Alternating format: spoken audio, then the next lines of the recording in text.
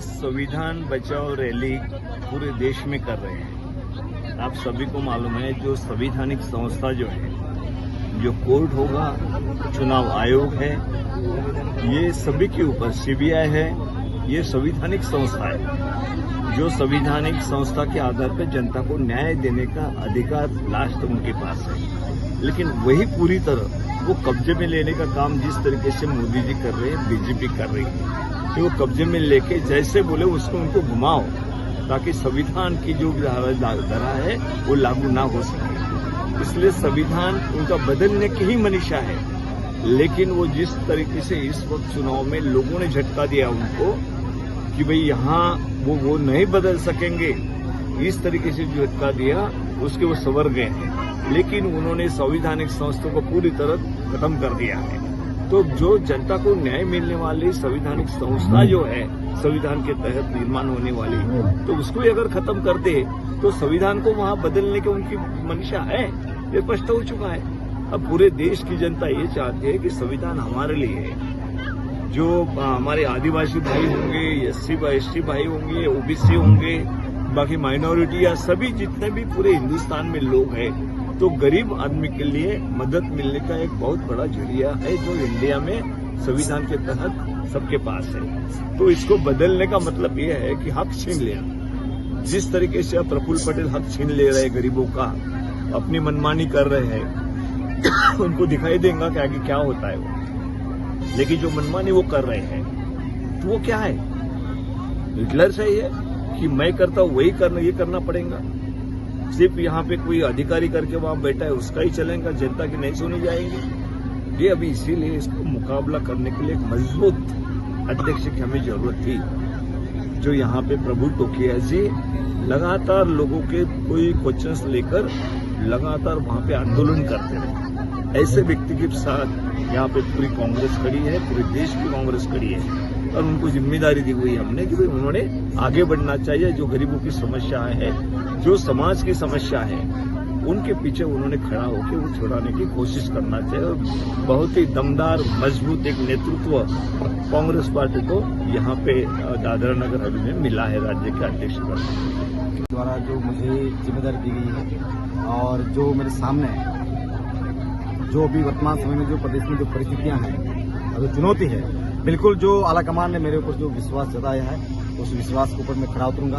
और जैसे मैंने आगे भी कहा कि ये प्रदेश, ये देश संविधान और कानून से चलेगा, अधिकारियों की तानाशाही और मनमानी से नहीं। और हम आने वाले समय में एज अ विपक्ष की जिम्मेदारी क्या होती है, वो तमाम जिम्मेदारी हम और यहाँ के जो प्रदेश के चाहे आदि समाज हो, SC, ST, OBC, माइनॉरिटी, शोषित, वंचित, गरीब, प्रत्येक वर्ग, जो कांग्रेस पार्टी पूरे समाज को लेकर चलने वाली पार्टी है, सबके जो प्रश्न है, जिनको जो समस्या है, उस समस्या को निराकरण करने के लिए हम तमाम प्रयास करेंगे। और जो संविधान में दायरे की बात है, आज की रैली के लिए भी हमें कल तक इसकी परमिशन नहीं दी गई थी। 3 बजे मुझे मैसेज आया कि आपका परमिशन लेटर हमने भेज दिया है। मैंने हाँ भी नहीं बोला, ना भी नहीं बोला। तो इस तरह से जो इनका जो रवैया है, और कहीं न कहीं प्रत्यक्ष अप्रत्यक्ष प्रशासन भी यहाँ पर एक बीजेपी के एजेंट बनकर जो कार्य कर रहे हैं। तो आपके चैनल के माध्यम से हम कहना चाहते हैं, अगर प्रशासनिक अधिकारी छोड़कर बीजेपी गले पट्टे पहनकर हमारे सामने आ जाओ और हम आमने सामने हो जाते हैं। ऐसा तो इस तरह जो चल रहा है प्रदेश में, बिल्कुल हम लोग अब एक विपक्ष क्या होता है इनको एहसास कराएंगे। इसी वर्ग के साथ सबसे ज्यादा अन्याय पूरे देश में हो रहा है तो आदिवासियों के साथ हो रहा है। उनकी जंगलें छीनी जा रही हैं, उनकी जमीनें छीनी जा रही हैं, उनको जेलों में बंद करा जा रहा है। ऐसा कोई भी राज्य नहीं है जहाँ खदान हो और आदिवासियों पर अत्याचार ना हो। और सबसे बड़े उनके अधिकार छीने जा रहे हैं। चाहे हम पैसा कानून की बात कर लें, हम 5वीं अनुसूची की बात कर लें, आज तक दादर नागर हवेली में ये लागू नहीं हो पाई है। ये शर्मनाक है। अगर दादर नागर हवेली देश का हिस्सा है तो 5वीं अनुसूची यहाँ लागू होना चाहिए। ये हमारा अधिकार है, आदिवासियों का अधिकार है, जिनमें उनको अधिकार अगर हम नहीं देंगे तो संविधान का मतलब क्या रह जाएगा। और आज जो सबसे बड़ी चोट हो रही है, ये संविधान पर हो रही है। और आज बोलने का अधिकार नहीं है। आप देखिए कि किसी बड़े बड़े उद्योगपतियों का घर कभी टूटते हुए आपने देखा है क्या? गरीब का घर जरूर टूटेगा। बड़े बड़े उद्योगपतियों को जेल में जाते देखा है क्या? गरीब पर जेल में जरूर जाएगा। आंसू हमेशा गरीबी को बहाएगा। आदिवासी क्यों भाएगा? और इसलिए जब ये जवाबदारी राहुल गांधी जी ने, खड़गे जी ने, केसी वेणुगोपाल जी ने दी है, तो सबसे पहले हमारी जवाबदारी थी कि हर पूरे देश में घूम घूम कर कहाँ हो रहा है, क्या समस्या हो रही है, क्या दिक्कत हो रही है। और मैं आपको विश्वास दिलाता हूं कि ये शुरुआत है, और जब यहाँ पर एक जबरदस्त आंदोलन खड़ा हम करेंगे, राहुल गांधी जी भी आएंगे, हमारा साथ देंगे पूरी ताकत से। वो हर वर्ग के साथ खड़े हुए हैं, चाहे वो दलित हो, आदिवासी हो। ये कहना चाहूंगी कि हमें महिला करके आगे नहीं किया गया है। हम सक्षम हैं, हम उतनी ही ताकत के साथ लड़ सकते हैं, इसीलिए हमें आगे करके दूसरी जो महिलाएं हैं, जैसे आदिवासी हो, पिछड़े वर्ग की हो, या कोई भी इंसान हो जिसको संवैधानिक हक नहीं मिल रहा है, उनको वो संवैधानिक हक मिलने के लिए जो हमारे नेता लड़ रहे हैं आज पार्लियामेंट में, खड़गे जी हो, राहुल गांधी जी हो, उनका साथ देने के लिए हम सभी, युवा वर्ग हो, महिला वर्ग हो, सभी साथ देने के लिए उनका रास्ते पे उतर के लोगों को ये बताने के लिए हर जगह जा रहे हैं कि हम संवैधानिक रूप से, तानाशाही नहीं, संवैधानिक रूप से आपके साथ आपकी लड़ाई लड़ने के लिए रास्ते पे आए हैं और रास्ते पे उतरेंगे। खाली नहीं आता है, कैसे है ना, कोई कभी आगे जाता है, कभी पीछे जाता है, लेकिन जब युद्ध में जब एक जोरदार जब तीर चलाना होता है, उसको तीर को कहाँ खींचते हैं हम? पीछे ही तो खींचते हैं। तो अभी हम पीछे आपको दिख रहे हैं, लेकिन हमारा तीर इतने जोर से आगे जाने वाला है, तब समझ में आएगा 2029 में जब हमारे नेता यहाँ के प्रधानमंत्री, हमारे देश के प्रधानमंत्री बनेंगे। पूरे देश को नहीं, पूरे जगत को, पूरे जहां को पता चलेगा भारत क्या है। लड़ेंगे जीतेंगे, पीछे नहीं हटेंगे, लड़ेंगे जीतेंगे, लड़ेंगे जीतेंगे, लड़ेंगे जीतेंगे। जय कांग्रेस, जय कांग्रेस। सबका आभार, बहुत बहुत आभार। जय कांग्रेस। સાથીઓ, આજે આપણી વચ્ચે ઓલ ઇન્ડિયા કોંગ્રેસ કમિટીના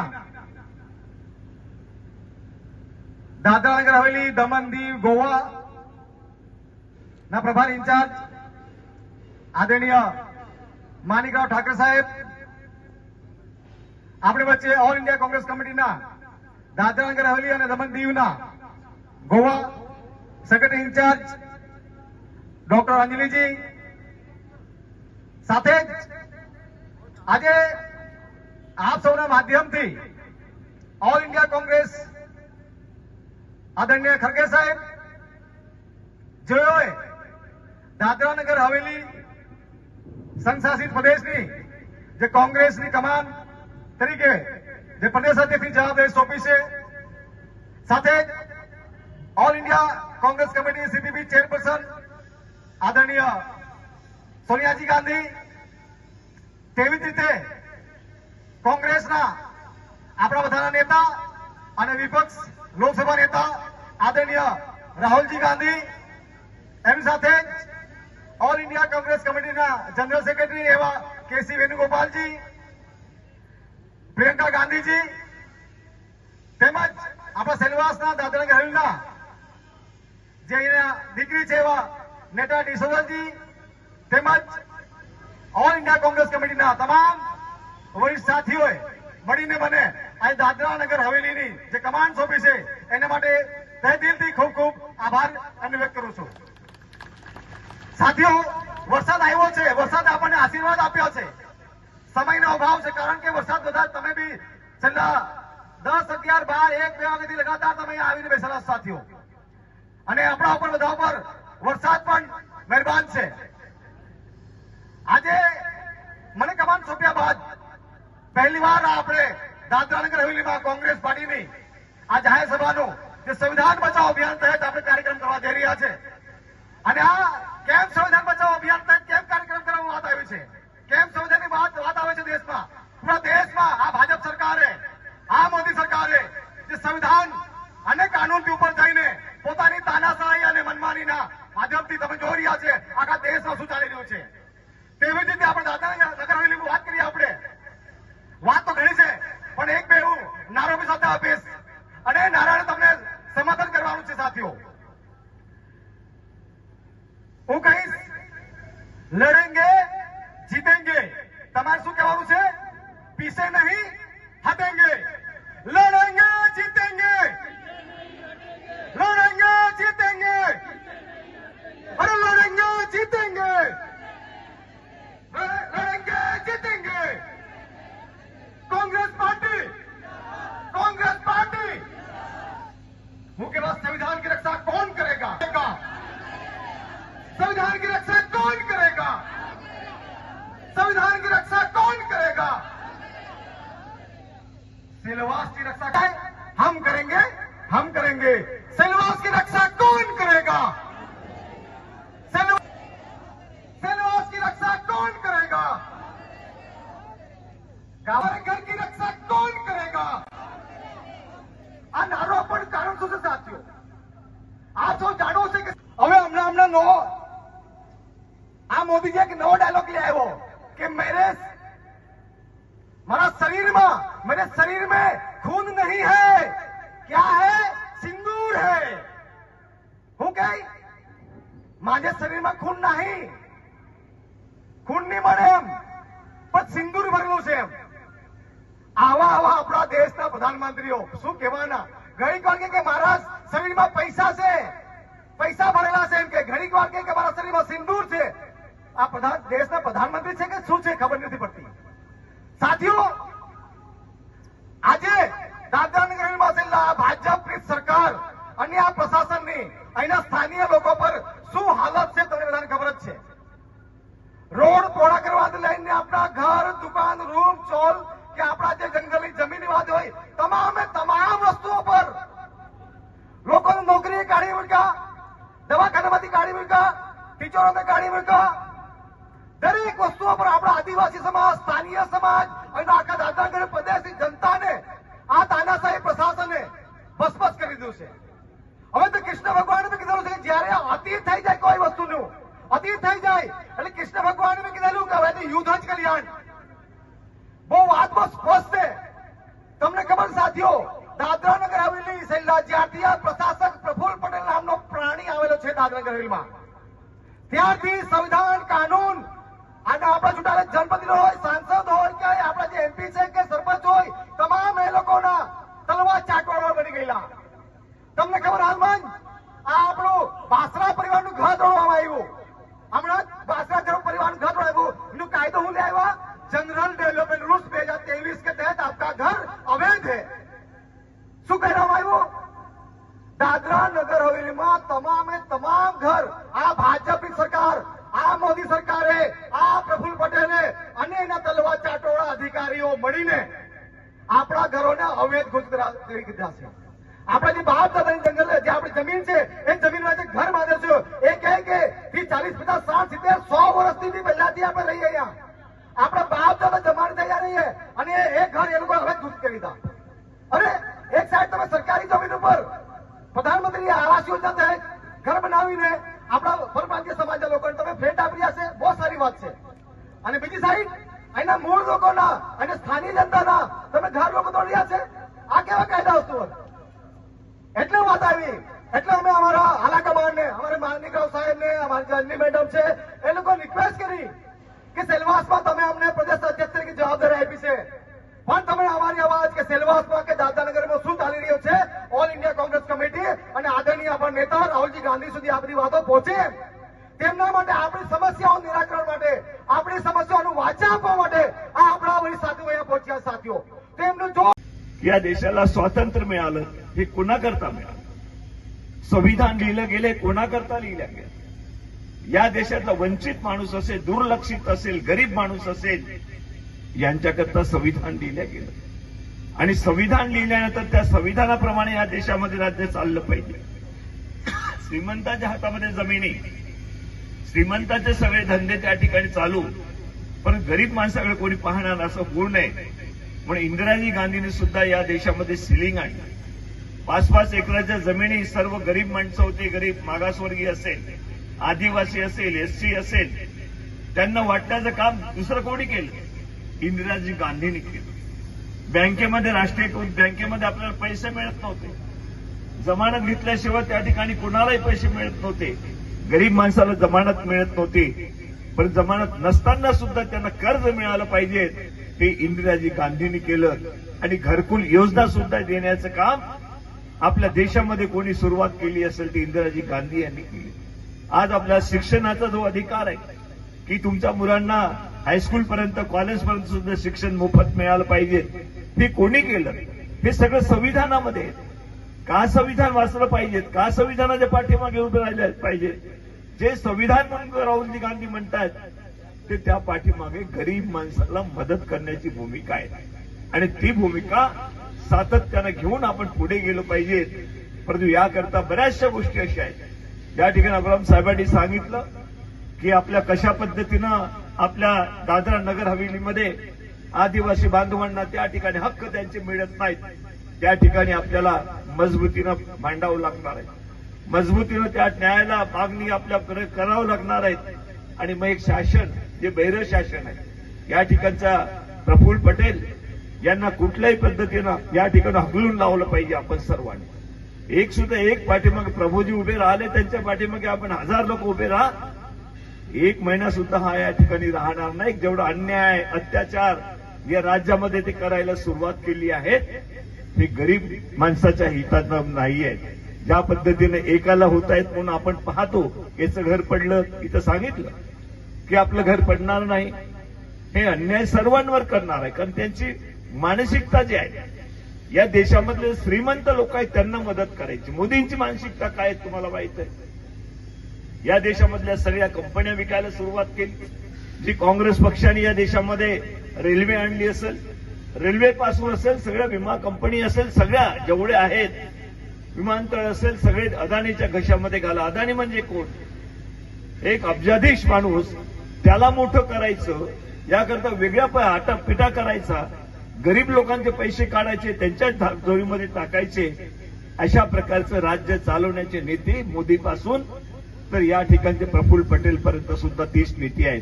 त्यामुळे अशा प्रकारची लोक जी बसलेली आहेत ती आपलं हित करणार नाही आहेत. आपण एकजुटीनं मुकाबला सर्वांनी केलं पाहिजे. आम्ही आपल्या पाठीमागे आहोत, राहुलजी गांधी आपल्या पाठीमागे आहेत, आपल्या नेतृत्व जे आहेत काँग्रेस पक्षाचे खारगे साहेब असेल, सर्व आपल्या पाठीशी आहेत. आदिवासी विभागाचे अध्यक्ष देशाचे ते आपल्यासाठी त्या ठिकाणी सकाळपासून निघाले, 4 वाजता आता पोहोचले. कोणत्या वेळेला हात द्या. आम्ही सुद्धा अंजलीताईंनी सांगितलं की तुम्ही कधीही बोलावा, प्रभूजी आपल्यावर आता जबाबदारी आलेली आहे.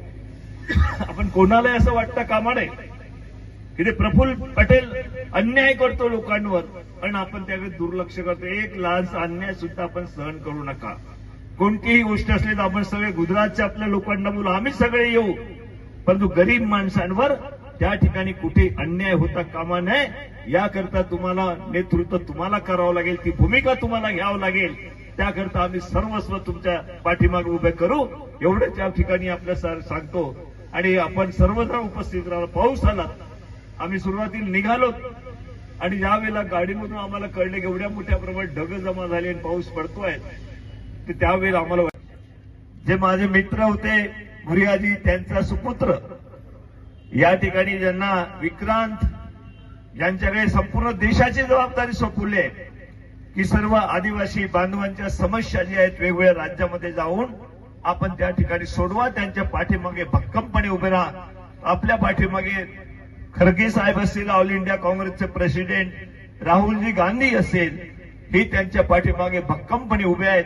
म्हणून त्यांच्या माध्यमातून आपल्या भागातल्या समस्या सुद्धा आपल्या सर्वांना सोडून घ्यायच्या आहे, विशेषतः आदिवासींच्या समस्या सोडून घ्यायच्या आहे. त्यामुळे त्यांना मी मनापासून शुभेच्छाही देतो आणि या ठिकाणी आले त्याबद्दल त्यांना मी धन्यवाद सुद्धा देतो.